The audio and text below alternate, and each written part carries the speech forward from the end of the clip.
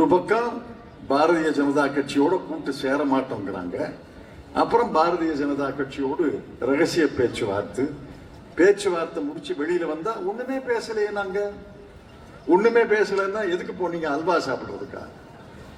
ஒண்ணுமே பேசலைன்னா 3/4 மணி நேரம் எதுக்கு இருக்கீங்க? என்ன பேசுனீங்கன்னா ஒண்ணுமே பேசலையே. தமிழ்நாட்டின் குறைகளை சொன்னோம். தமிழ்நாட்டின் குறைகளை சென்னையிலிருந்து தபால் போட்டா அவர் படிக்க மாட்டாரா? தொலைபேசியில பேசினா பேச மாட்டாரா? எதற்காக 4-5 தலைவர்கள் போய் தமிழ்நாட்டின் பிரச்சனைகளை பேசணும்? ஆக மிகுந்த விழிப்பாக இருக்க வேண்டும். இன்று முதல் அடுத்த மே மாதம் வரை அடுத்த 13 மாதங்கள் விழிப்பாக தமிழ்நாட்டு மக்கள் இருக்க வேண்டும்.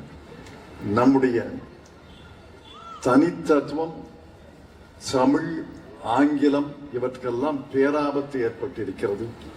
நம்முடைய பிரதிநிதித்துவத்துக்கு பேராபத்து ஏற்பட்டிருக்கிறது. 2 கத்திகள் தொங்கிக் கொண்டிருக்கின்றன.